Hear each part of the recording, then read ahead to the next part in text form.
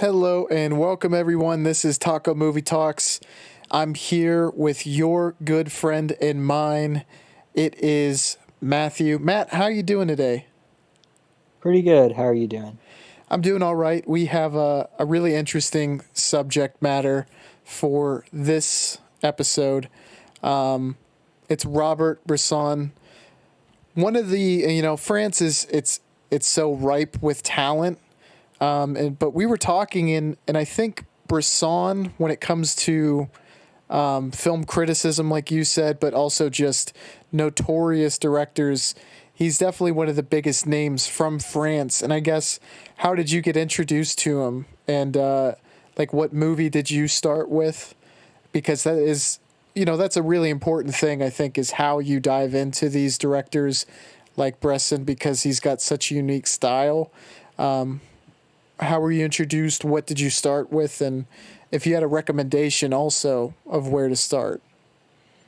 Yeah, so back when I was first getting into more like foreign movies, like art house movies or whatever you want to call it, Bergman, Tarkovsky, um, Fellini, all like the big names.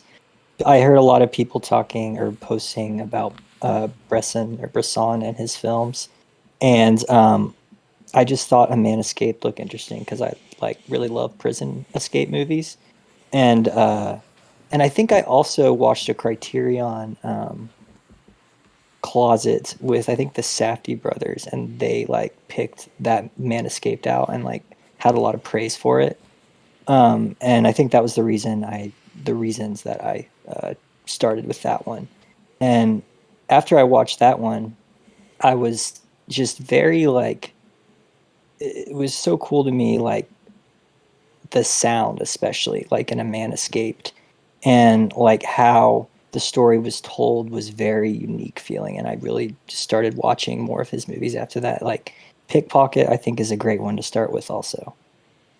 Yeah, it was really between A Man Escaped and Pickpocket when we were both choosing movies.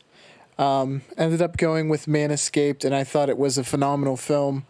But the first one I saw was Largent, and I think you can really tell that there's clearly talent when it comes to script writing and choosing stories for Bresson. Do you kind of agree? I mean, how have his stories kind of gripped you? Yeah, well, for me, it's I guess the way he tells the story is what like draws me into it. So, like what he chooses to film, it's pretty obvious that he likes to show like if someone's doing an action, like making something, tying something, opening a door or whatever, he will like show that actually happening, zooming into the hands or the feet or whatever's going on. And it's like super minimalistic, but also all the shots looked super. It's just like when it all is combined together, along with the way his actors are acting in the film, which he calls them models, not actors. But it's just kind of his whole philosophy as it comes together, just sets this like I guess mood you could say that like really makes me super interested in like watching it, kind of like I can't take my eyes off of it. So you touched on some really good points. One being the minimalist, and two being the actors, his view on them, and they do definitely coincide in my mind. And I really want to kind of ask you about how he looked at actors, because from my perspective it seems like he very much had a clear picture of what he wanted and wanted pretty much exactly that. Is that what you think dictated his kind of actor director relationships? Yes. From what I've read about him, this may not all be entirely accurate, but he would choose people, and he has a whole book called Notes on the Cinematographer, and I'm actually probably going to get that book for Christmas, which is pretty cool. But he goes through his whole philosophy in that book and says like, okay, well the actors are models, and you have to treat them like a certain way. He really doesn't give them any real direction. He just chooses them based on the way they say their lines and what they look like. And so the best like analogy I could think of was that he's kind of like painting a picture, but in like the cinema format. So like great works of like writing or like painting. He's kind of trying to take that like poetic nature that you get from seeing or reading those kinds of works, and he's trying to like put it into the movie format. And I know it's kind of like abstract way to say it, but yeah, like his models are just there to deliver lines, and the story like always continually moves forward, and there's like no real characters that you care that much about. Do you know what I mean? Yeah, so that draws like a really good parallel. Both the movies we watched, Hazard, Botha. How do you say? I'm It's Ahasar Balthazar, I okay. think. Hazard, Balthazar. You could just call it Balthazar, I guess. It's Yeah, easier. Balthazar and A Man Escaped. They're very gripping narratives where it would be very easy to have a connection with that main character given their circumstance. Yeah, But it's more the story almost supersedes it. yeah. Like the story, it like the models or actors are like uh vehicles or whatever you could say to move the story forward. Like I notice a lot of what he does is he'll like in A Man Escaped, he'll go back to him breaking the door open, and then that's like a fade out, and then he like fades into like him, downstairs in the prison talking to people, and it's kind of just like the days move by and you watch it all happen.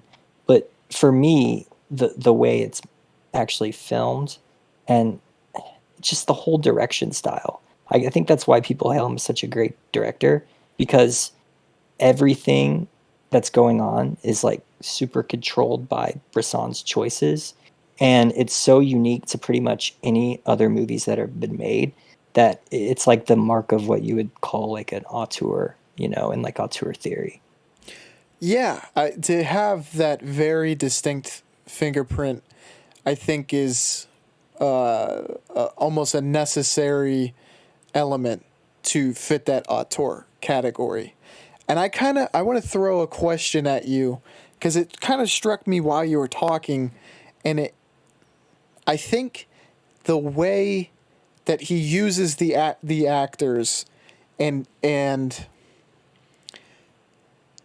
that they don't kind of color outside the lines, that they very much stick to the script. Does it to you, like when you watch it, in a way, does it almost make it easier for you as an audience member to put yourself in the shoes of the protagonist, and it immerses you and makes you think what you would do in these situations and empathize in that way where it's much more transferable to be this character as opposed to someone that like a big name actor or someone who has a lot of charisma, because you might not mesh with them or your personality might be so much different, but there's such a blank slate that it allows you to just easily put yourself in their shoes and act as like, what would I do in this situation? Does any of that make sense? And if so, do you kind of feel the same about that? I know what you're saying. For me, I don't know if it. For me, like when that happens to me, it's all usually a character that it's like a specific time in my life, and like things are happening in my life, whatever they are, and I'll watch a movie and like that person reminds me of myself. Mm-hmm. That kind of happens more when that occurs. Like in these movies, it's honestly hard to say how I feel about the characters. It's almost like seems kind of impossible because just to me, because like the delivery was flat, is flat, like you were saying. So And I mean, it doesn't seem like they're bad actors. It just seems like they're not really, they're just kind of like chess pieces, I guess the best way to say it. And some like, and the game as a whole is kind of like what end up being focused on. I completely, yeah. And I do think Balthazar does that Largent, which we're not going to be talking about on this episode. But yeah, the whole game was what really had me entranced. I think A Man Escaped, and there was a lot of other choices that Bresson made that I think added to this, but it was like going through all of these tedious actions, all the thought processes where you are really living through this character, I think is what made it not hit close to home, but it allowed me to almost put myself in this situation and yeah, and say I would be terrified to go through with this plan as well. And I don't know, it kind of put me in that headspace because of the way he executed it and laid out the story in such a cute detail. And that is, I like that movie so much because of that. Because he took one singular focus and just stretched it to the extreme. And I think it takes a lot of creativity and talent to be able to do that without running out of room to go. Yeah, yeah, I think I misinterpreted what you're saying before. Like, it definitely makes me feel like I'm there more. I think I was trying to say it did, like I don't really relate to the character, but yeah, the way, like kind of how I was saying before, with how the days kind of go by, and he kind of shows all that happening. It also I think helps me feel like I'm there, and especially even at the opening of A Man Escaped, he has that little note where he's like, I'm telling this story like unadulterated, like how it exactly happened. Yeah, and that's definitely necessary to say because it covers a time period that's so fraught with emotion that you could easily tell the story very skewed, and I think that it was a necessary note for sure. And in painting a fair portrait, it gives you kind of the actual look at the kind of brutality of the Germans at that time to kind of speak towards that. But it was a very well crafted narrative, I thought. Yeah, yeah, that story is one of like my favorite of his storylines. I mean, because like I said before, I just like prison escape movies. I think they're fun. Me too, and I don't know, it felt different, and I'm trying to pinpoint. I definitely think the portrayal by the actors played into that, but did it kind of feel like a different type of escape movie to you? Oh yeah, yeah, for sure. Like in normal escape movies, you know, y- like Shawshank Redemption, which I love that movie, but that there's a lot more like to the characters there, and to like all the different inmates, and of course the main character and the guards, and it's it feels more like a regular movie, whereas this is just kind of like stripped back, like just the story of like a man escaping. Like A Man Escaped, the title is like what happens in the movie. Like it can just be defined by that, which is super like weird to think about, but it's kind of funny.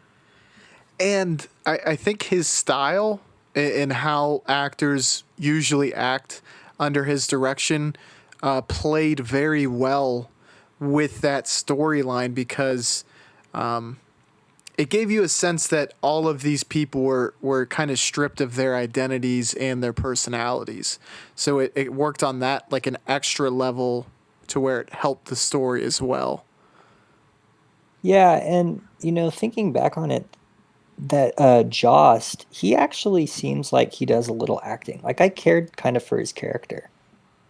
That's the main character, correct?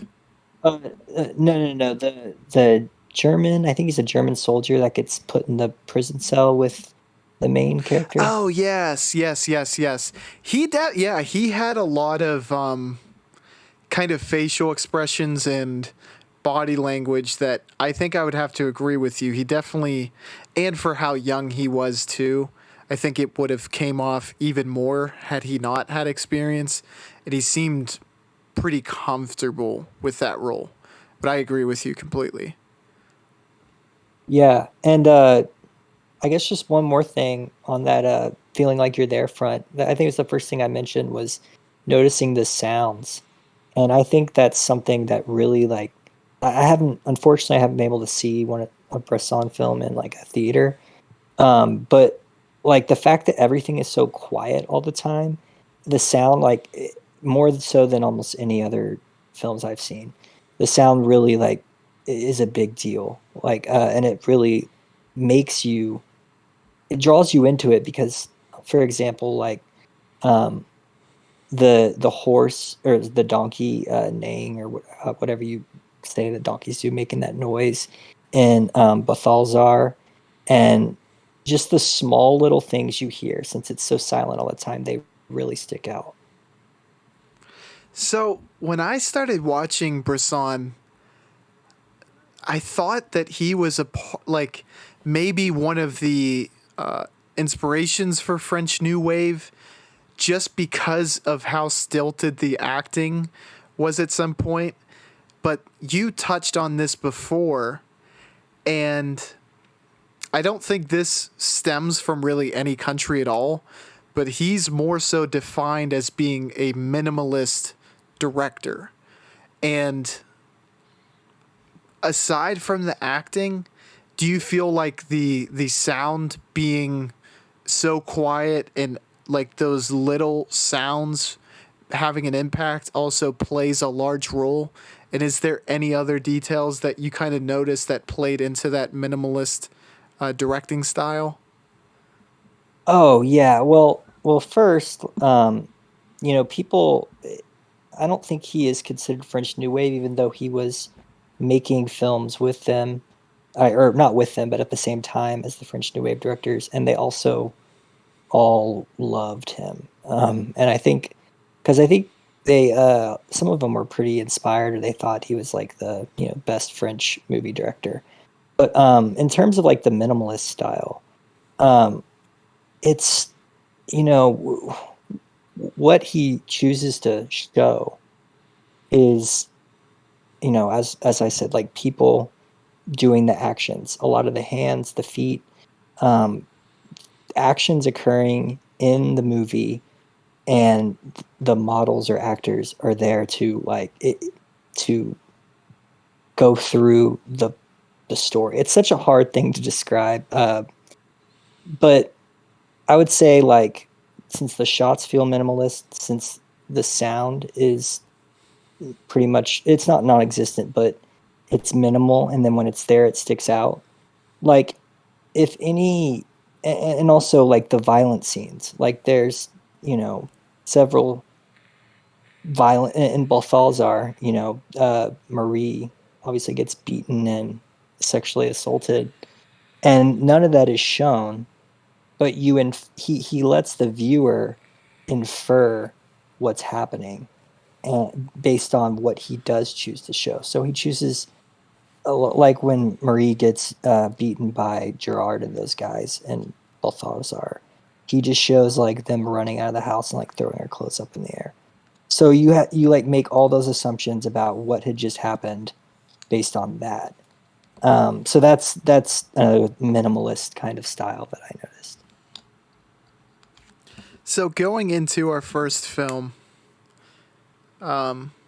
Hasard, Balthazar, Balthazar, which I have marbles in my mouth, so I can't say correctly, but this is a story. It revolves around Marie and her donkey, who kind of lives a very varied life, for lack of a better term, and kind of the struggles that both of them go through. And Matt, if I was just to describe this as a film about. I think people have rightfully called this about the loss of innocence and just innocence in general. Would you feel like that's a good kind of to boil it down to just one kind? It's very there's a multitude of things, but innocence seems to be very largely at play in this film. Yes, that to me, another one I would say cruelty and suffering, Mm-hmm. especially because Balthazar the horse or the donkey is kind of this religious figure. Bresson was a Catholic, but he had like similar to Pasolini and Bergman and Dreyer and those other guys we've talked about. He had like a relationship with religion, but it was like not a usual one. And he named Balthazar after someone in the biblical times, I believe. I think it was a saint. So Balthazar is just kind of supposed to be this, I think, godly figure of sorts, this saint that can do no wrong, and all the people around are. You just see kind of how cruel humans are. Exactly. And I think you were talking about Gerard. Easily one of the most more hateable characters in cinema. And I think a lot of that stems from the fact that the characters he preys on are so innocent, and to steal that from Marie is it hits a lot more hard, I think, and to see his treatment of Balthazar is also man. By the end of the movie, I truly loved that donkey. I don't know about you. Me too. Because the donkey, I guess, is the only like likable character. Yeah, even Marie became unlikable towards the end of the movie. Yeah, yeah, she's like you feel bad for her, but then it also goes back to the whole her acting just being a blank space. You can't really care for her that much. It's so hard to.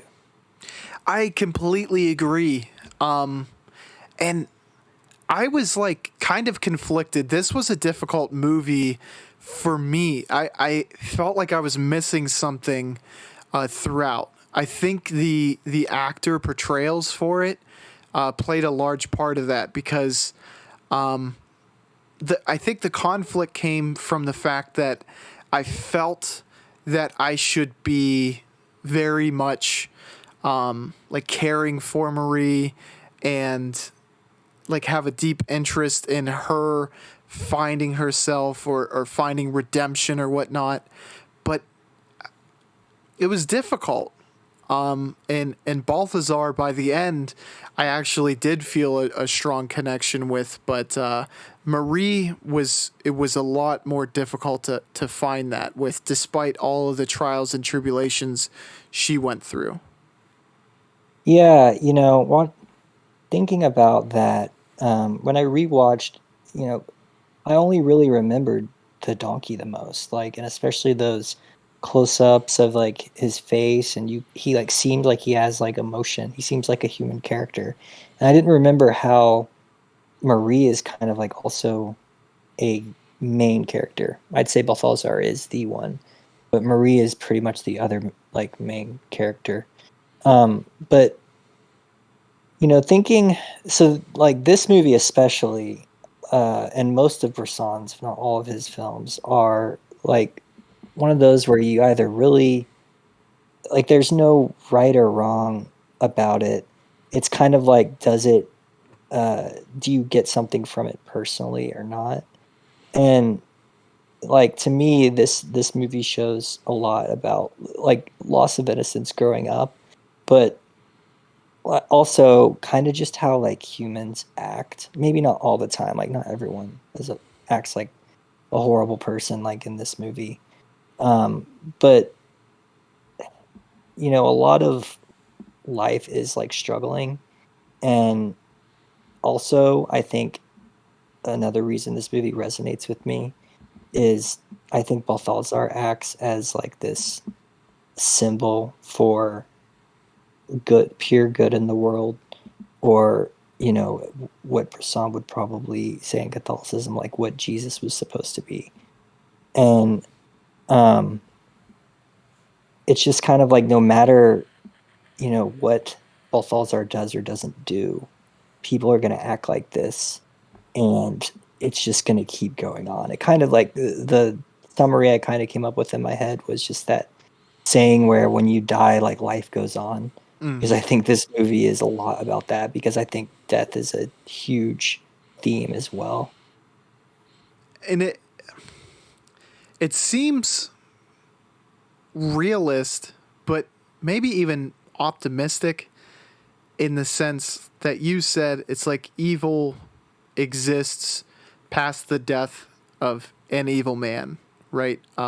Evil is almost like a decision more so than an essence, but good also will exist past the death of a good man. Does that kind of resonate? Yeah, yeah, And I think this kind of worked on like a socio-economic kind of way. Like there definitely seem to be parallels with Balthazar and the family in that sometimes being good, it puts you in a position of where you can be taken advantage of by people who aren't good. yeah, yeah. That's I didn't really think about that, but that is completely true for this movie, because that happens in the whole movie. He's that good character. He's a donkey, so he can't do anything. But that kind of makes the whole cruelty aspect, more up front, more obvious. I think that was a brilliant choice too on Bresson's on a great choice by him because you get to see it throughout the lifespan. You could do a plot line or a story like this with a child, being that character because he almost, has the essence of that childhood innocence. But to be able to kind of see this path throughout his entire lifespan, I think is what makes it so powerful. So, if you were to just say, hey, I'm pitching a movie, it's about a donkey, I'm sure you'd get some wild looks. But it ended up being a brilliant choice on his behalf. Yeah, and actually, a fun fact: the apparently Brett Bresson didn't want it to be a trained donkey because he thought people would notice. And so it's not even a trained for movies donkey. And another like funny, or not funny, but like interesting part is the circus. He kind of makes the other animals look like humans. Okay.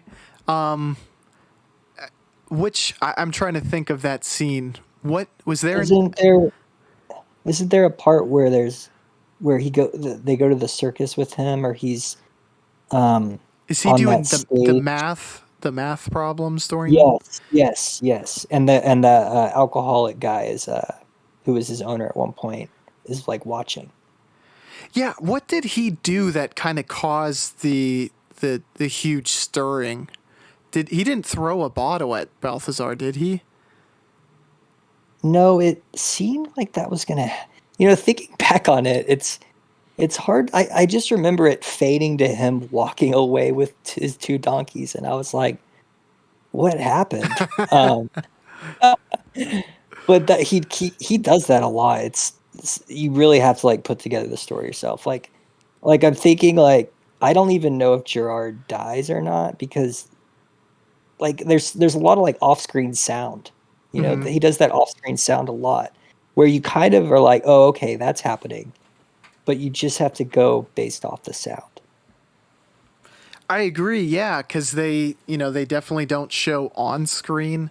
You see them running away, but you also see or hear bullets, like you said.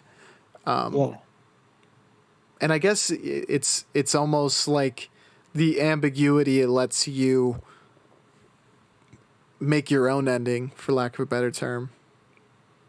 Yeah, he in like the kind of the way Godard does it, I think he kind of wants in this way he wants like the viewers to be like thinking and putting the pieces together. I think he's one of those kind of directors, which is why I realize this time if I don't pay full attention to the film, I'm not going to get anything out of it.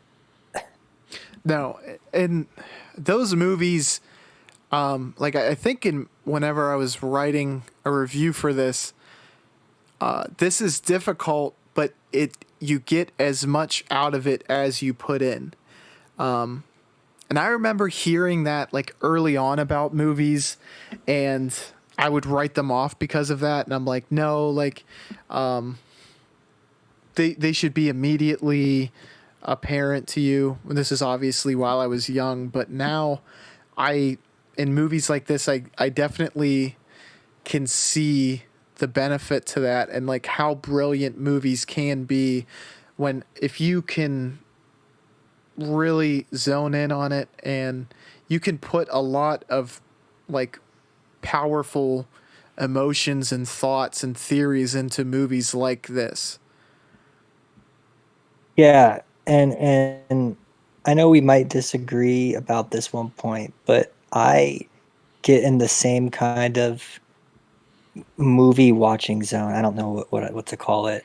When I watch like a Tarkovsky movie and a Bresson movie, because it's like what you would call, slow cinema or whatever. Tarkovsky has a lot more like long takes, but they both are kind of like I have to be an active viewer and like really like immerse myself in the movie in order to like get something out of it. And I have to also be in the right mood to do that. Because, I'll get in a mood where I just want to watch a fun, easy movie. And then I also have moods where I want something more like challenging. So you brought up a really good point, and as you said, slow cinema, I can see more clearly the comparison between Bresson and Tarkovsky. And you brought up a really good point, I think, before we started recording, and that was Tarkovsky was, you said, I think, only a fan of Bresson movies, while he was watching and creating. Yeah, he hailed Bresson as the greatest director. And I'm not I this is just me having read this somewhere. So it might not be 100% true. But I remember looking at I think his journal, and he would trash almost every director except Bresson. He would trash like Bergman, the all the famous now considered great directors, but he would say I only go to like the movies to see like Bresson movies anymore. So it's I wonder if they knew each other. I don't know that, but I'm guessing they've probably met because they were probably both a fan of each other's movies. I think the thing that surprised me the most was that Tarkovsky seems a lot more, I don't know if abstract is the right word, but I mean his science fiction, it just goes to such extremes, out of this universe type situations. But I think when it actually comes to the nuts and bolts of directing, like the very long scenes that you said, like Tarkovsky, and kind of the style and how they have characters interact with one another, I can start to kind of see the similarities in that Tarkovsky was inspired by Bresson. I think it was just the subject material was what threw me off when you first said that, but I think I can kind of see it. Yeah, yeah, like because like Stalker or a film like that, they're sci-fi films, but I think that movie, Stalker, for example, and most of Tarkovsky's movies, as well as most of, if not all, Bresson's movies, have like this obsession with like a spiritual, divine, like you could say like poetic in nature kind of movie, which goes in hand with the slow cinema type of thing. They seem to always be trying to get it something greater than most movies can show, like something religious or like magical. That's what they seem to try and be achieving, both with directors. And I think you could say that Bresson, he achieved that with this film. He created a good and evil, you know, personification about as well as you really can in a film. Yeah, yeah. I think like to me, this movie can just be said that it's about life or humanity, because like I said before, it's so interpretive and like personal based on what you see in the movie that there's not a right answer about what it is. Like I saw an interview with Bresson and he was saying, oh, I picked the donkey because and I named it Balthazar based off of that saint or whoever he was in the religious text. And I had him act as a good figure in the face of all this cruelty going on. Uh, but I just think it's a bleak story about life, like kind of like life with a depressing type of outlook or pessimistic type of outlook, where all this stuff is an exaggerated version, maybe not exaggerated, but usually you don't see this much cruelty like every day, but it does happen. And as I said before, it's going to keep happening. And I think he kind of just, I don't even know if he had like a idea besides the donkey being a saint before going into the movie of what exactly he was trying to get at. And that, it almost led to an epiphany of sorts when I was watching. And now there's clearly films that are like really black and white where they want you to get a specific takeaway. But it's like you were saying, in this film, I felt that especially that the having a takeaway is the point. And if yours differs with another person, that's okay. And that is, it makes things ripe for discussion. But I think because of how difficult this film was for me to grasp for the large majority, that just kind of being able to look at it and come to your own conclusions, that is kind of a beautiful thing. And it made me think, it's like, it doesn't really matter if your conclusion is the quote unquote right thing, but as long as you're thinking about it, that is probably ultimately the goal that most, if not all, directors should aim for. Yeah, yeah. When I watched it again, um, I was I was like, what did I take out from this, or what did I take from this movie the first time? Because I remember thinking it just had like the best ending or one of my favorite endings of any film, even though just because it was like I don't want to say not realistic, but just bleak and it kind of follows how the whole tone of the movie. But then like by the end of this rewatch, I realized uh I kind of might have had a new take on it this time. It's just one of those movies you have to watch more than once, I think. And also, I think watching it more than once, you could change your interpretation. So I remember thinking the end was like really melancholy last time, and this time I was just like sad. No, I completely get that. And I think I'm there with you. This was my first watch. And with, like you said, the whole tone, you're pretty much on guard that something bad is going to happen to the donkey being with Gerard. And it inevitably takes place. And to see a character, even though it's an animal, it's never done anything wrong to anyone. And it's been dependable. It's got shipped around. Its life hasn't been. The thing is this film, like, Marie's character is very important, because it's like Balthazar's journey shows that transition from childhood to adulthood where things seem very promising at first and then reality can strike so quickly. And then it ends. Like all life ends. So how you were saying it's ultimately a story about life, it works on that front too.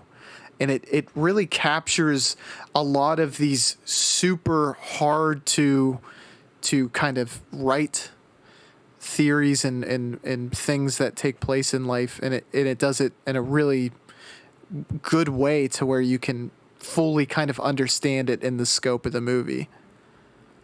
Yeah, and it's also like hard to talk about. Like I've been having trouble coming up with like descriptor words um for this because it's just so abstract. Um just saying like for example like Marie is like like represents kind of like a goodness and pretty much every other character represents like evil. Um and then Balthazar's just sitting there kind of watching it all happen, not being treated like in a good manner except for by Marie at all. Like what you make out of all of it is it's usually it's just in my I guess the best way to say it is just poetry on screen and it's very much putting the pieces together. And it's a very nuanced take as well. Would you agree? Yeah, yeah, like I just said, yeah, I'm having a tough time like describing this extremely well. Like how I feel about the movie just cuz it's very just very different. And I think one of the reasons that is because it's so simplistic on the face of it, yet it dives into really deep themes. Right, right. Like, what I was just saying, yeah, about the different representations and the way the characters act, they just do like normal things and you see everything happen. It's all shown plainly and obvious to you. But I guess it's kind of similar to what people would say like about an abstract painting or some like strange painting or work of art. Some people really get it and they love it and adore it. And for some people, it might take a while to understand it based on where you are in your life, or you might never get it. Like I think there are a lot of movies that I've seen where I'll be like, if I watch this in like 30 years when I'm way older, I think I would like this movie a lot more. You know what I mean? So I think your place in life says a lot about how you're going to see this movie. I completely agree with you.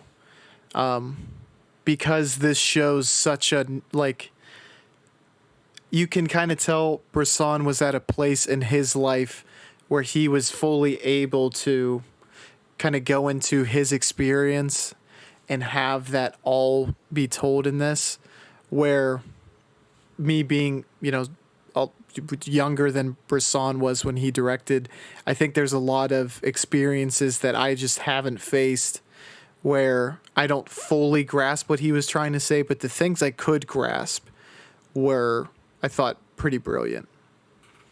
Yeah, yeah, and a big thing to me is death is a very big focus of this movie, and I think when I feel like I'm coming closer to that as I get older, I might, those types of themes, like her father and how the donkey is in the funeral, um, those kinds of there's more. I think there's a lot about not just suffering, but dying as well, and especially the ending of the movie, kind of the most heartbreaking part. It's just like you were saying before, it just ends, and that's kind of it, just like real life.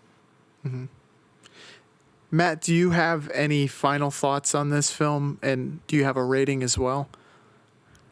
Yeah, I this is one of my favorite movies, mostly because it's not one of those that where I want to watch it because I know I'm gonna like have a great time and laugh, but it's one of those movies that like when I watch it, I can't stop thinking about it for a long time because I'm trying to understand what it means. I still don't think I fully understand what it means, but I think this is I rated it like a 5 out of 5, and I think this is like one of the most like thought provoking. I guess one of those movies that for me it sticks in my head, but I could also see someone falling asleep to it. Like I would understand. Now, I completely I agree with your point because, like we were saying, you get about as much as you put in. This movie, I don't know if you are familiar at all. Sight and Sound, they do top 100 movies, I think, every year, where they will pull a lot of critics and compile a list based on their top 10 lists. So, if this is on 25 top 10 lists out of 100, it'll, you know, rank at a certain point. But nonetheless, this ranked 25 on that list for this year. So, certainly a film that critics love, a very important and powerful film from people who are very experienced. And on my first watch, this was difficult. This is something that I definitely look forward to coming back to. And, especially giving it time, like you said, to kind of, actually be old enough to maybe gain new understanding of some of this. I gave it 3.5 out of 5. But like you said, I think once and it happened late in the film, and I think that's what stopped it from being higher in my rating. And if I would have been able to kind of like, I felt like I didn't get it for a very long portion of the film. But once I started to actually understand, that's when I was like actually starting to really enjoy the film. But aside from that, I think it's definitely a film that is going to be difficult. You alluded to that, Matt, but I think again, if you watch a lot of film and have like a deep appreciation for like poetry in film, because this is one of the best examples of that. Like you said, this is definitely a film for you. Yeah, and I'm with you on the first half hour of this. I was like, wait, why did I like this so much? And then as it kept going on, I realized why. It takes a bit to get into it, but yeah. The next film is A Man Escaped. Matt, do you want to give a quick summation of this one? Yeah.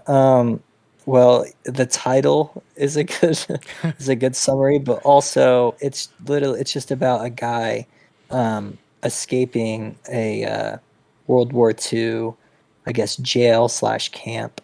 Um, and yeah, it's just like how he ends up escaping the prison.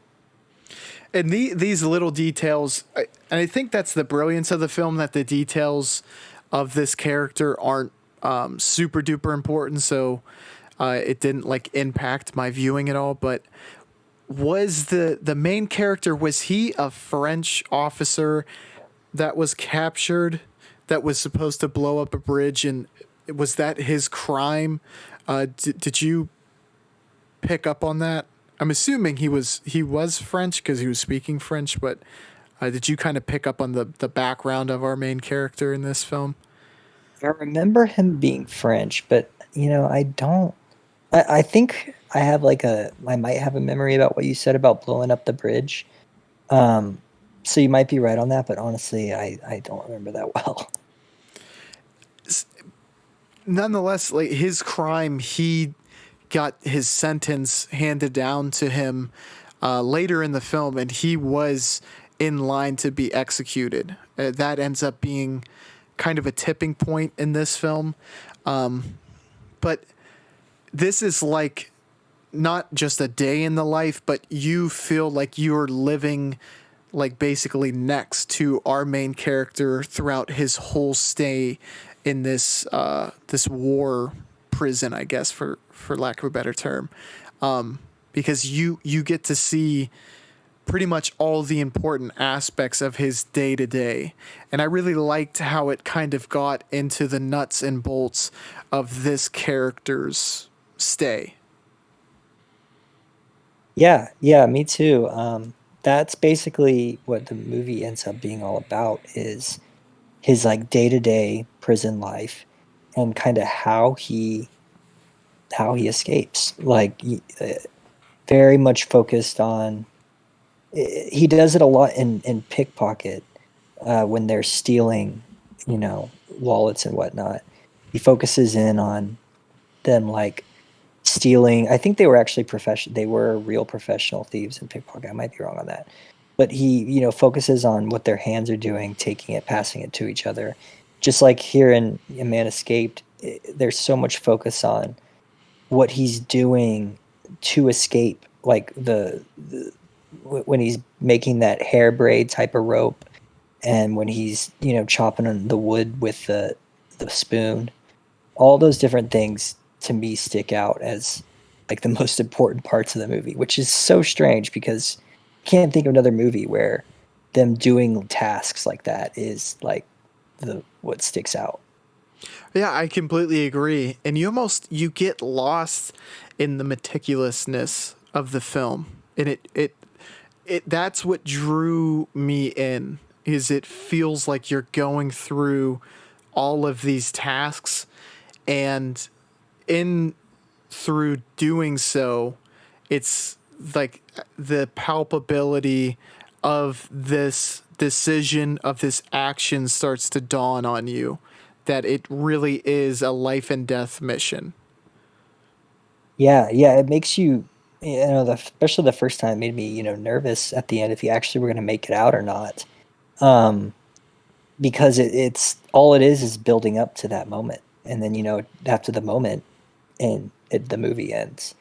Uh, it's he does that in all of them, in all his films, really. Like once that final action happens, there's really no resolution. It's just over, and that's kind of that's another thing that's always stuck out to me, how abruptly he'll end things, as if you're kind of watching just the storyline happen, and then it's over, and there's no character development really. There's no, does this character end up dying, living?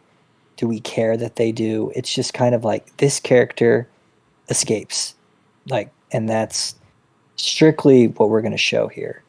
Um, and the fact that he can do that and it still be a super interesting, to me, like a very, to me, interesting and good movie to watch, even though I think other prison escape movies, you might care more about if a character actually escapes or not. To me, when I first watched this, the way the tension built up made me care. I just wanted to see him be able to escape. I actually cared more if Joss lived or died than if the main character did. I agree with you. You're Yeah, you're right. Like as far as character development, they felt like these stagnant characters, not in a bad way, but it was their they wore their circumstances in a way. It was like, I'm a prisoner. They kind of, that transcended what their personality was. And a lot of that was because they weren't able to have very deep, long discussions with each other. And I know I said this before, but it definitely, I felt like that worked to this film's advantage. Yeah, it's so focused. Like all they talk about is like basically the escape plan, or who might be executed, and then all they show is him trying to get out and his different plots, and it's so like just hyper focused on that. I guess like there's nothing else that goes on. It's it's almost like comical when you think about it, but it's strange. One point that I wanted to bring up is, if you've ever tried to do like creative writing exercises or just writing in your spare time for a hobby or whatever, I think it's really easy to be self indulgent and try to throw in as many twists and turns as you possibly can. This speaks to how efficient a minimalist director Bresson was, and writer as well, that he threw in these kind of twists or pieces that kind of changed the circumstance at just the right time, and they were not excessive whatsoever. Like Joss being added, that completely, kind of changed the course of action that our lead character had to make. And it made him have to have a big decision as to whether he could trust him, whether he should take him, or whether he should kill him. And then also him getting the death sentence handed down to him. That was a huge circumstance thrown into this that heightened the tension of the film, and also was like, do I rush this plan, or do I kind of stay the course? And when less is more like that, I mean, those two things felt so effective just because they weren't being peppered in throughout the whole film. Yeah, yeah, like that stands out to me now that I think about it, because you think of the events in the movie, and I kind of think, him attempting to escape at the very beginning, him, like getting the spoon, starting figuring out the wood thing, and then there's all the tasks, but the things that make the stakes higher, like you said, that affect the story are, Jost and the fact that he's about to get executed, and it just happens, it's so upfront, and there's really like, yeah, he's getting more nervous, but like I think, going back to the music thing again, like in any almost any movie, when someone's told they're about to get executed, and you're supposed to start worrying if the character's going to make it, they're going to start throwing in like sad, dramatic type music.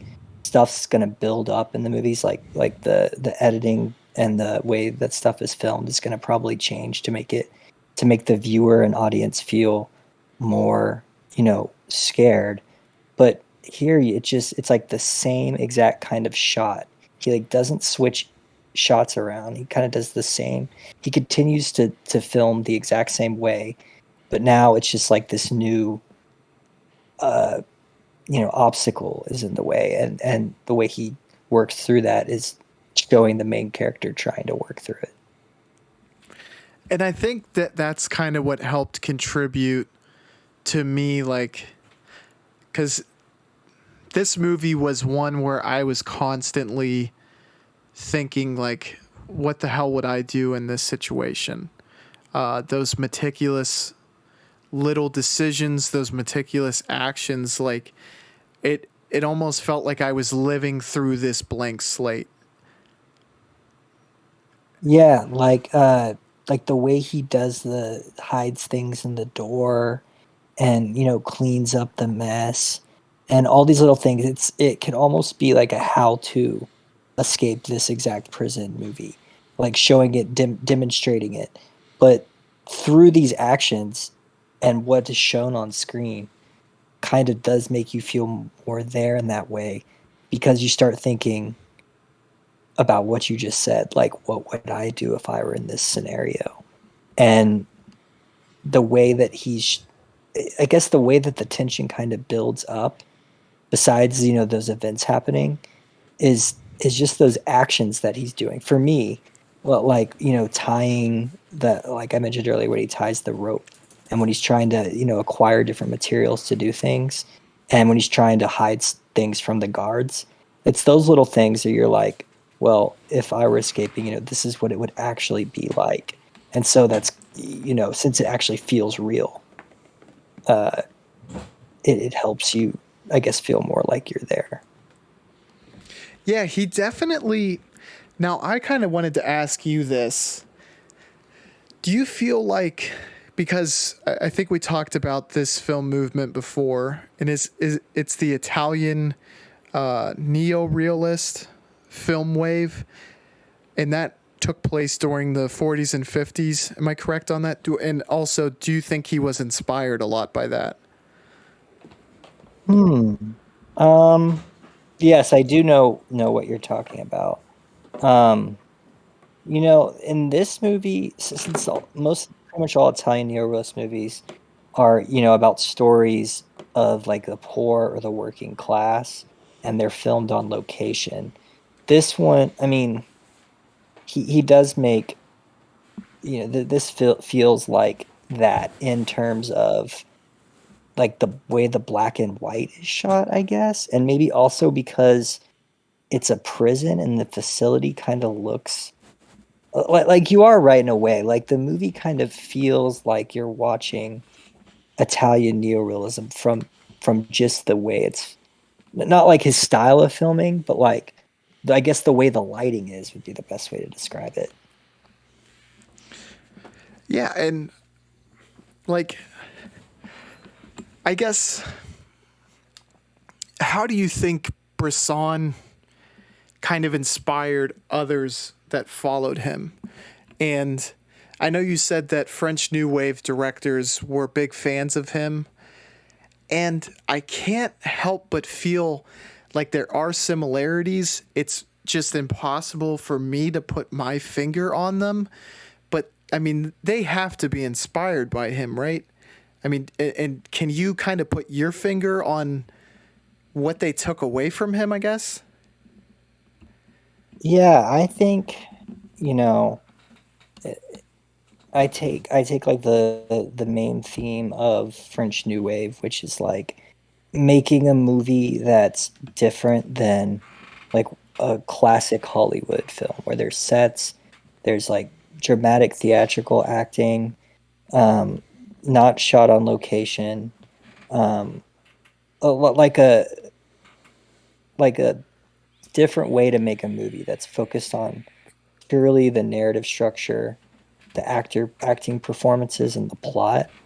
And French Nouveau Wave, with Godard especially, just did a lot of different things, like we talked about in that other episode, that are kind of more commonplace today. Like there's not even close to as many like strict sets used. I mean, there's a lot, but they're usually like really big budget movies. Um, but I guess in a way, like if you think how this movie could inspire a filmmaker, one of my first thoughts would be how cheaply you could make this, because there's so much focus on like people doing objects with their hands, and there's like no big events that require like any type really many any type of like money.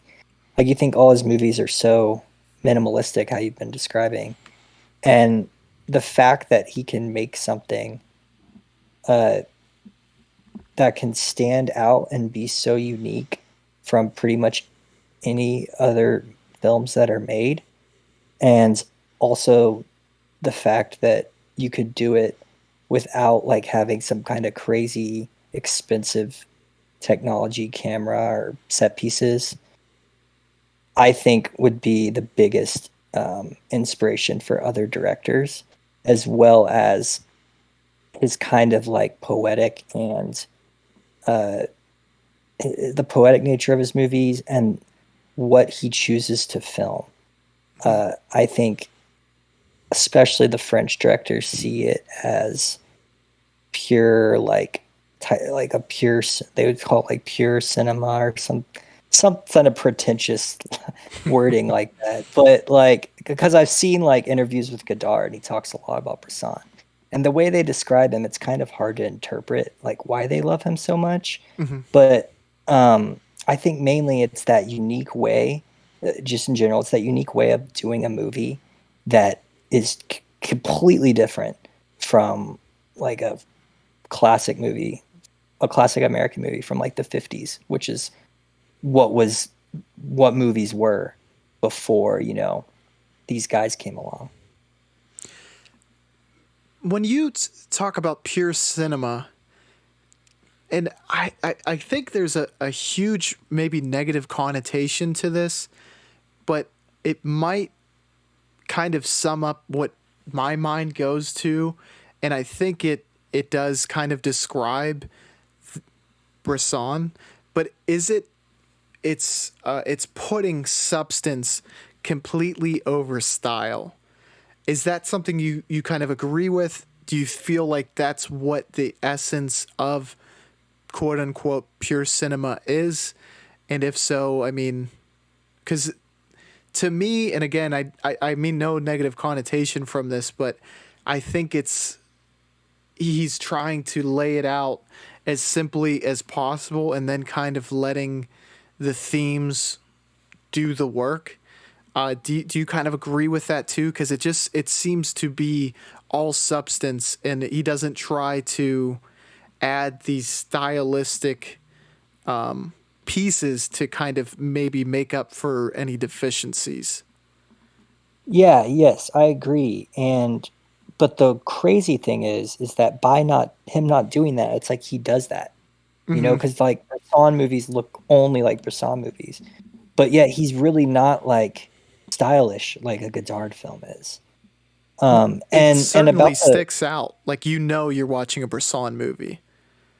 exactly, and about the pure cinema thing, I think that's just what they say. You know, in my personal like favorite movies are always ones that I could just personally relate to. Like that's what I would consider like my favorite type of movies. But I think when they are saying like pure cinema, they're trying to describe um like a movie that visually on its own and maybe just like with the little sound he's using can tell a story through the visual medium of like a moving picture, kind of like the way like they would always compare it to like a great like story or like a classic story or like a but you would normally read a classic story and a painting is a still image. They're trying to say like this is like high art like those are, but in like a film format. Mm-hmm. um but you know that's also like very just ingrained in like that elite like pretentious type of taste. And you know, personally, like I don't like all movies that are like that. Some people that's like that's only what they're drawn to. But because sometimes like with these types of movies that I'm describing and that they consider like pure cinema, you're either gonna click with it or if you don't, they usually are just suck because they're just boring. Mm-hmm. And that's happened to me, you know. It just depends on like who you are and I guess how your life has been. But yeah, I think I can start to see what's so attractive about pure cinema, because you kind of feel like you can follow the narrative without like exposition. They don't have to write any text on the screen to kind of fill you in. A lot of it does come down to you kind of putting the pieces together, as we were talking about in Balthazar. But he's able to efficiently maximize what you get out of the film, without having to kind of spoon feed it to the audience. He's able to kind of capture it efficiently and effectively, which I think it's like that takes a lot of talent to do, and I can see why people would praise him highly, because you can use those techniques in your films. It's like, hey, how do I fully tell this story to where people can follow it the whole way through this medium? yeah, yeah. And I just thought of another thing. Like the French New Wave and Bresson are similar in that they both, you know, are begging the viewer, or it's required for the viewer to kind of take a step back and not be like so into well, you get immersed in the movie, but not like you would like a blockbuster, which is entertaining and Mm-hmm. you also feel in it. This is more like it can be entertaining, but you have to like really pay attention and think of this as like you're reading a like tough novel that's considered like one of the greatest novels of all time, but it's really hard to get into. You kind of have to treat it like that. You have to make a lot of assumptions and thoughts, and yeah, it's just it's interesting. I think like my mind went directly to Godard when you were talking about that. because if you were to get like immense, like you said, the way you would in a blockbuster, I could see you like you would get thrown for a loop if you're not kind of watching from the right perspective the wild twists and turns that his movies go on.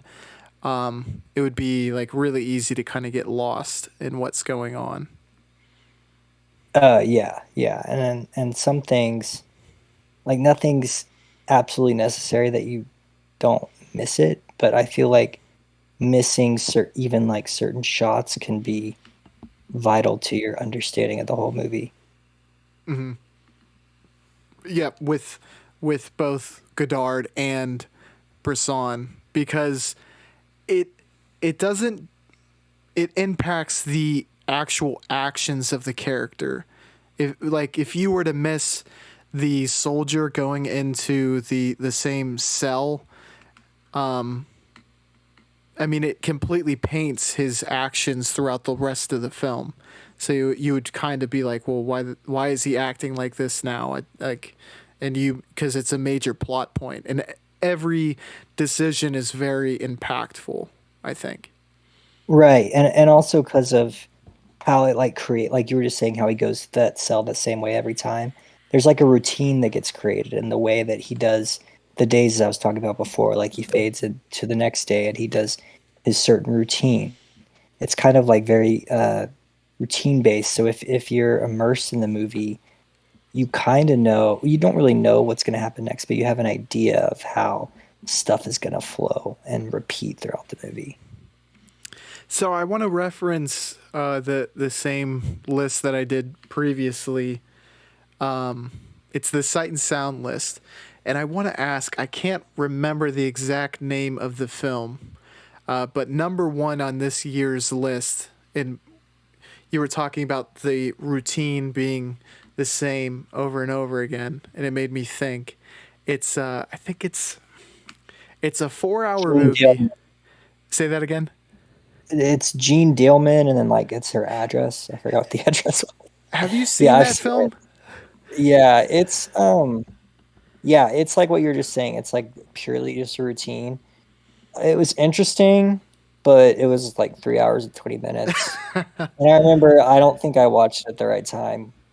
I just stopped paying. Like I liked it and I thought it was creative, but I don't think it had that effect on me because people say like they'll get sucked into it and and when she does like makes a mistake like chopping her vegetables or something, like everyone will freak out, and like that didn't happen for me. I think I'd need to see it in like a theater and be like super focused. But yeah, it surprised me being the number one spot. I don't, obviously that's not the greatest movie of all time in my opinion, but I get why they're giving it love. It's a very it's super unique, maybe even more so than Bresson. I mean, do you think that film was inspired by this? I know that might be a stretch, and I haven't seen it yet because I've yet to muster up the courage to Yeah. to dedicate the time to watch that. But yeah, I mean, I guess did you kind of see maybe any inspiration or I guess Hon- from a directorial perspective even? Honestly, like now that I think about it, yeah. And because I've seen some other of Chantal Ackerman, that's the director, her movies, and I'm not the like biggest fan. I tend to start finding them boring, but I think that's also something you could do with Bresson movies also. But I think one of the main reasons is that hers are longer a lot of the time. It's not always. But yeah, her movies are very much like not a lot happens. Very like I would say minimalist also, but they're very interpretive, kind of in the same way. So and Jean Dealman, like especially how it shows her routine being done, I would say is actually very similar to A Man Escaped, especially. And I didn't even think of that uh, similarity before, but I think she probably was a Bresson fan.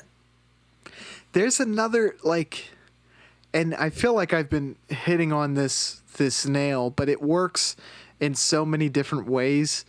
it touches on what I would imagine the experience of being imprisoned is like.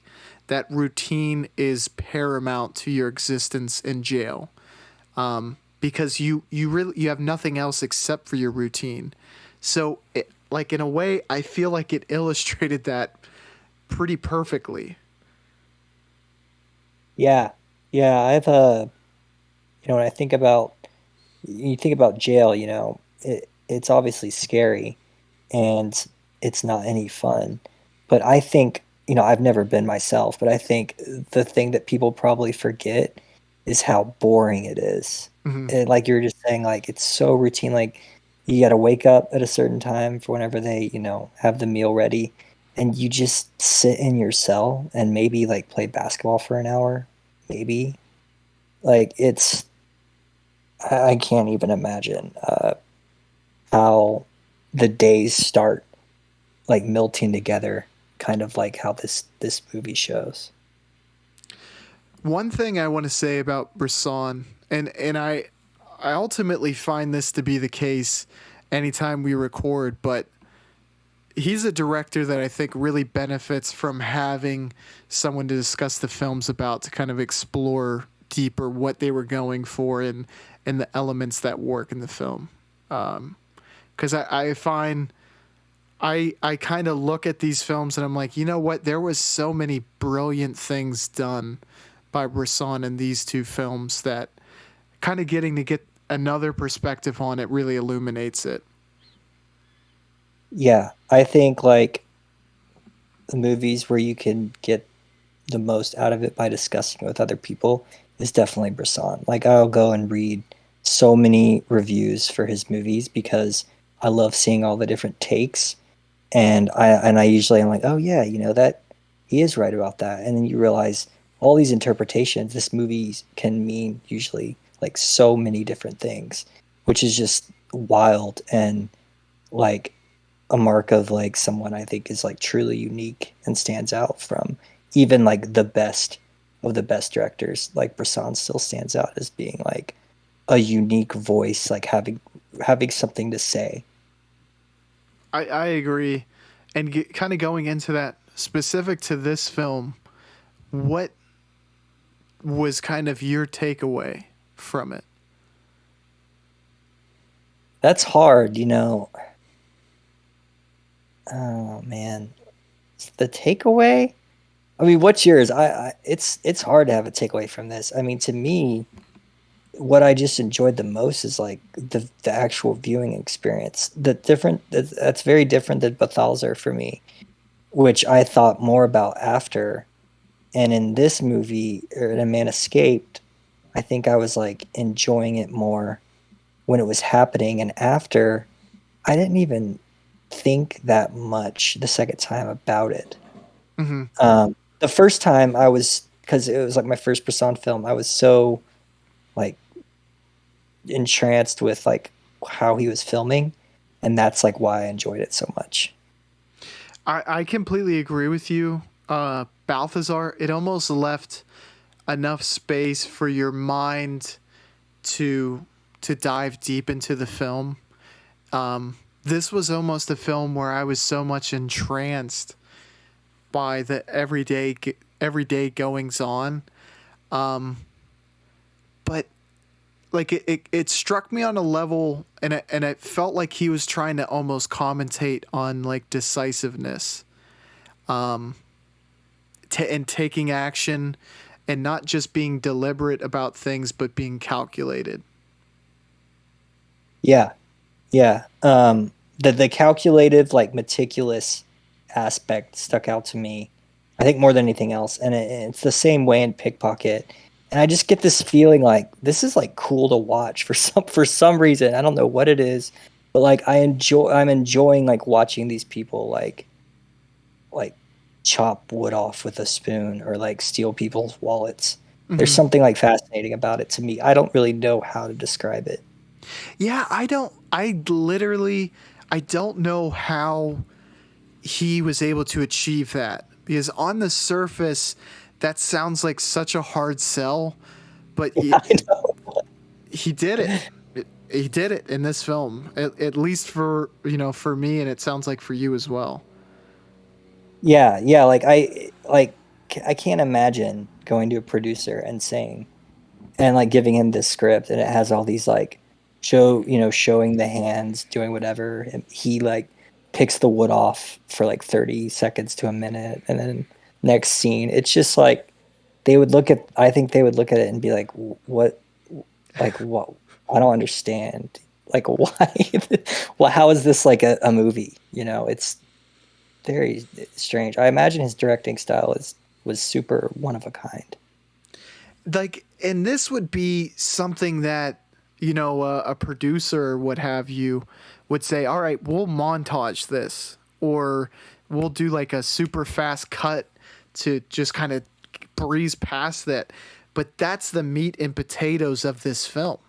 It lives and breathes by that. It almost bathes in the routine of this, and it's like he sets the scene and he creates the tension so well that these actions have stake, and like it makes it intense despite that in a normal circumstance it would be like watching paint dry, for lack of a better term.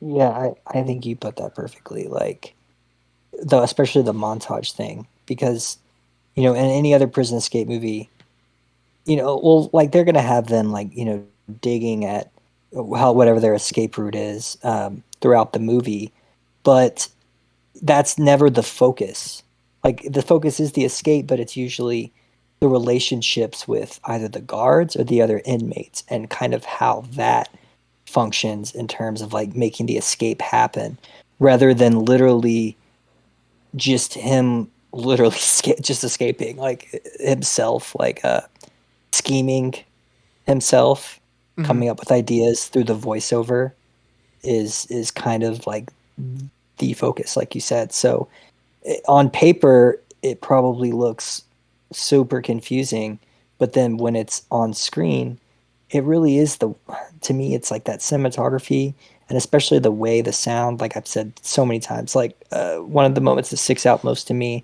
is when they're running at the end across the prison all you hear is like their footsteps on the gravel Mm-hmm. stuff like that like just little things um it's just very it's just cool I guess the best way for me to say it I think it's cool. Yeah, I have 2 points, and you've touched on this a couple times, and the like sound design, and I don't know whether it's whatever, but in films when it's so simple and it's quiet, like I've kind of developed like just the sounds of like footsteps in films. I'm like, it becomes appeasing to the ear, or appealing rather. Like those little details, like not specifically in this film, but this is a great example of how just little sounds, like one, the guard going up the stairwell and he's like kind of banging on the like the spire, the metal poles going up the stairwell, like to eliminate all this excess noise. It makes those little noise that would just be like one of many stand out so much and become just kind of effective in a way. But also the ending was it was like a great example of this would be something that's like just juiced up to the gills, where they kind of just try to make it as spectacular as possible.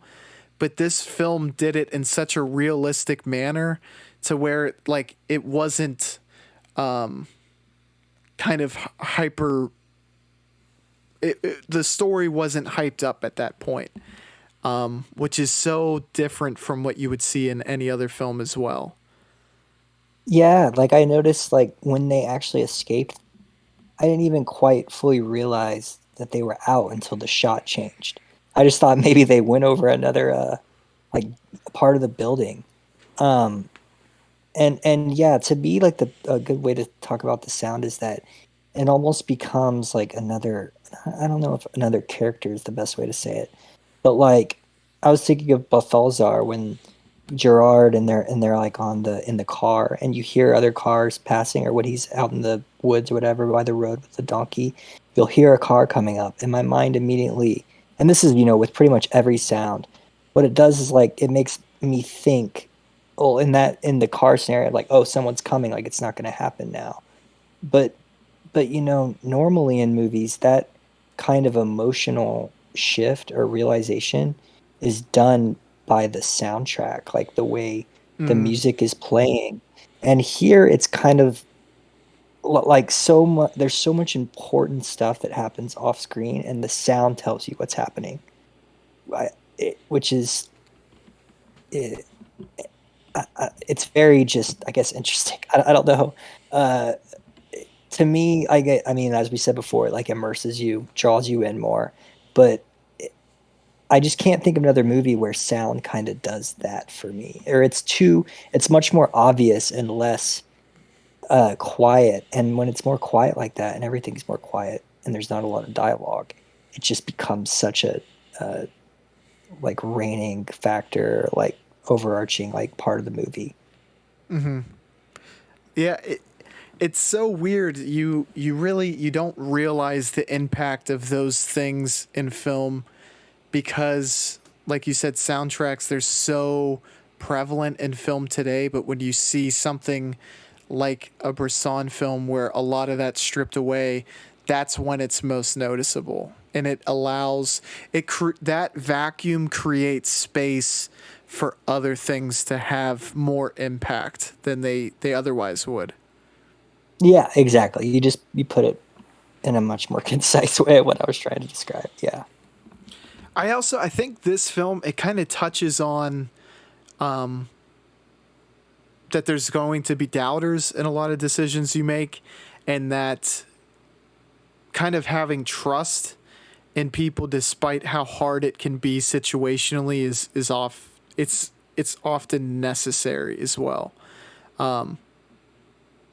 And you know, I only get those now from talking through this film with you, but I think that's what makes a film that is on it's as simple on the face of it as this great is that you can really reach into it and kind of grab these deeper themes out of it. Yeah, yeah, exactly. Like to me, the whole you just can't be a passive viewer. For these movies, like you have to put effort in and get an interpretation. And if you do put effort in, but you don't, then maybe just like you don't like that movie. Maybe try another one from him. And then if you just don't like his style, then there's nothing lost from not liking him. Not everyone likes him. It's not necessary. Um, I think someone like Tarkovsky somehow is he's more appealing, maybe, even though he has a similar style, or not a similar style as Bresson, but like similar goals in making a movie, I would say. But I think it's Tarkovsky's style that's different, that makes maybe his films more popular among more people, even though I'd say their films are equally, they kind of are both touching on equal important topics, and they're doing it in their own unique way. I agree. I think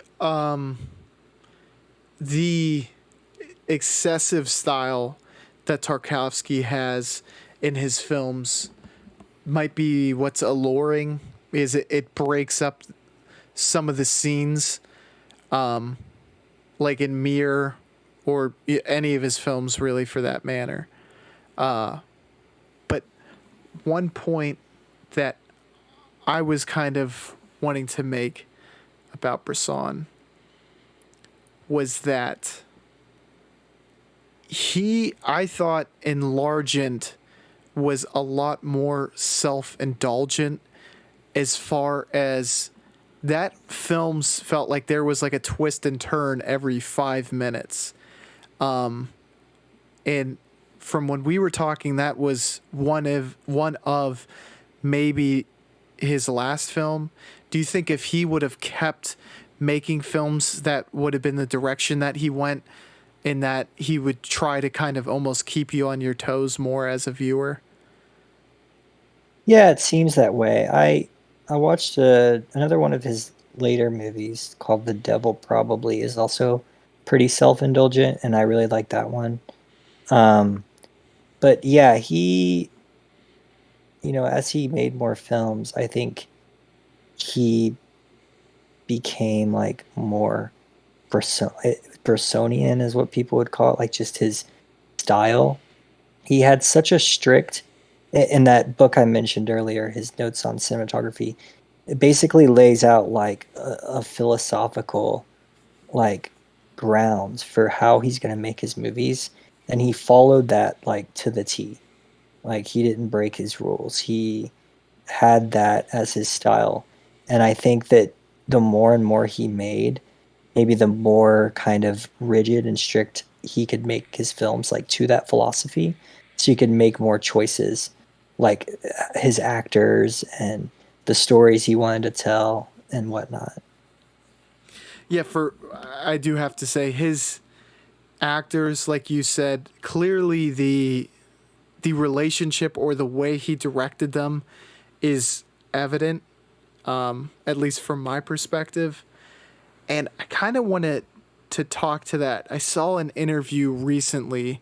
It was with Jonah Hill, and he was talking about directors like this that he's worked with. I think he was talking on the Coen brothers and Martin Scorsese, and the Coen brothers were much more rigid in how they wanted their actors to perform, where there was literally no room for ad lib or what's the word, improvisation, where Yeah. he was saying one word differently, and they were like, it's not that. It's I think it was as simple as he was saying "Anne" instead of whatever they had written, as opposed to Scorsese, where you could really kind of go off, not completely off the rails, but make the lines your own and just kind of get the point out, but in your own words.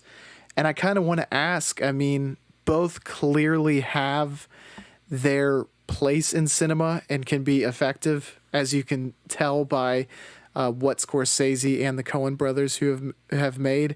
But Bresson, his style of directing these actors makes these films all very, very distinct and unique. Yeah. Yeah.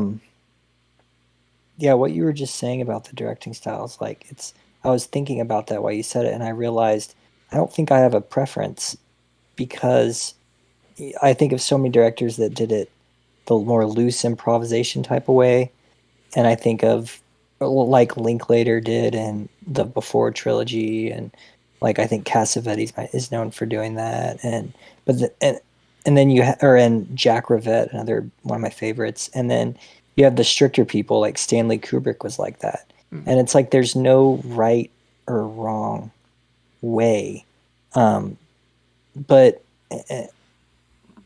and I don't know which one would even be. I don't think there is a correct way.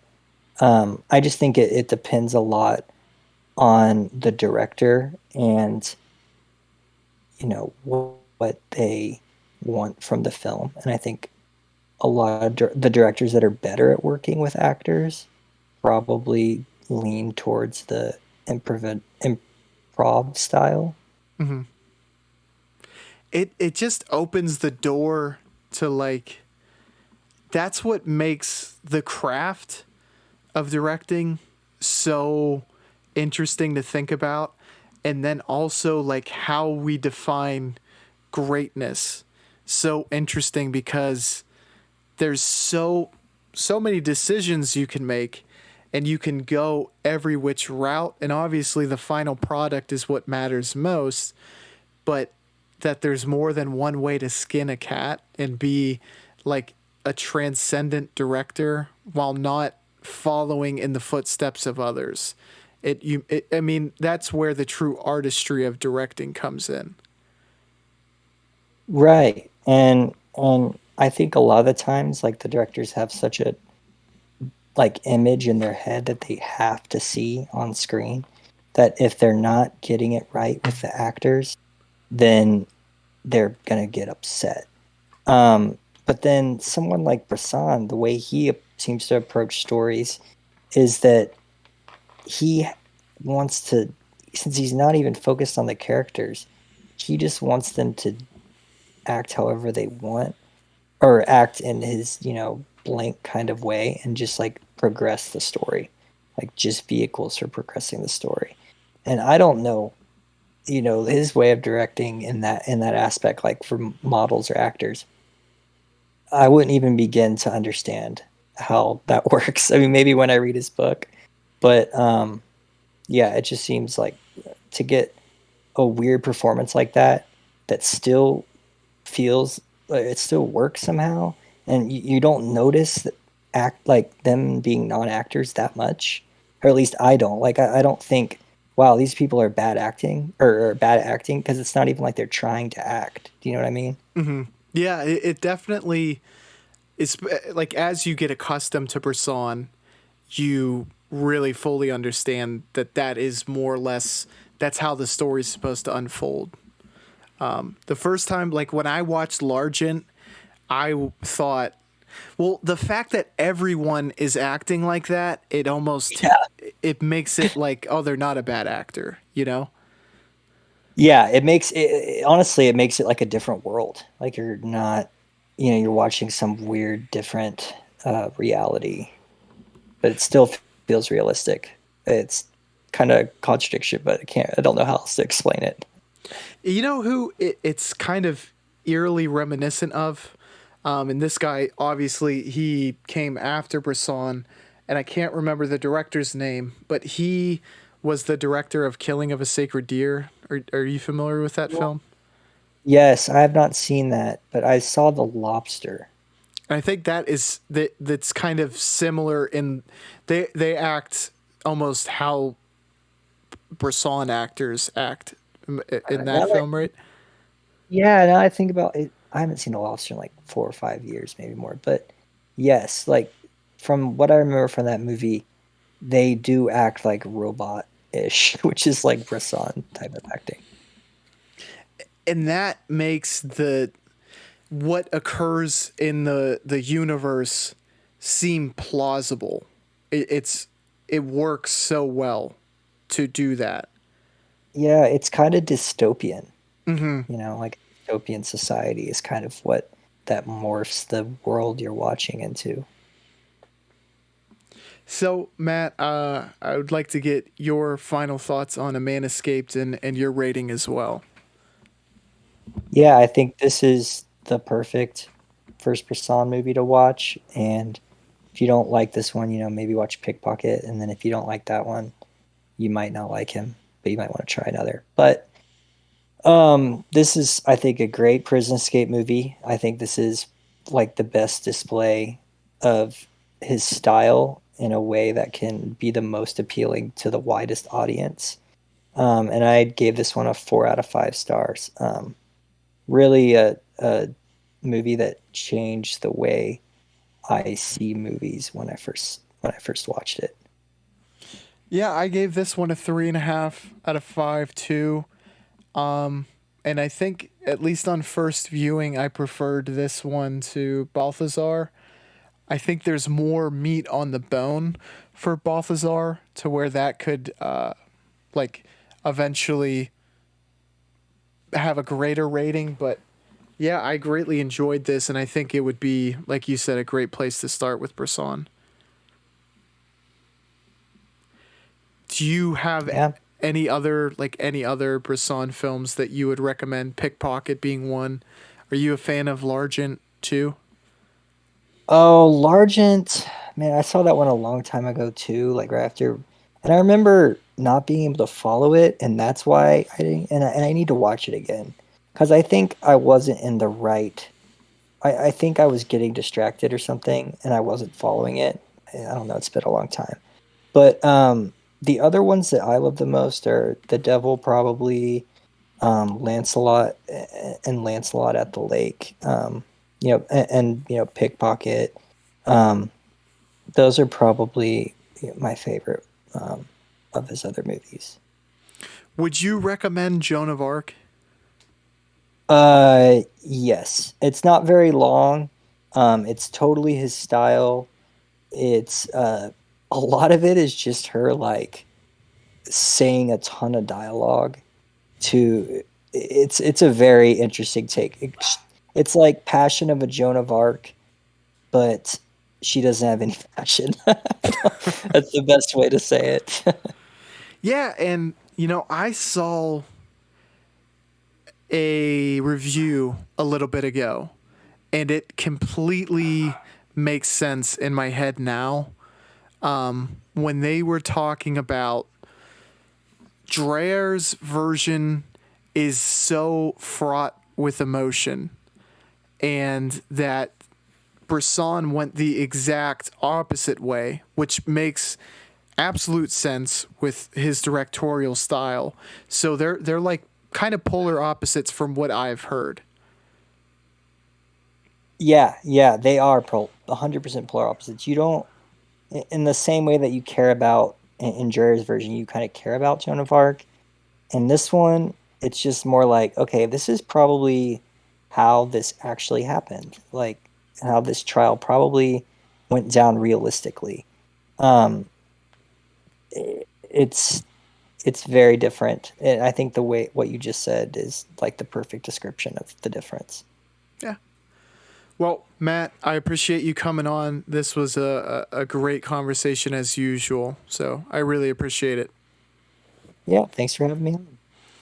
And thank you all for watching. We will catch you on the Flippity Floop. Bye, y'all.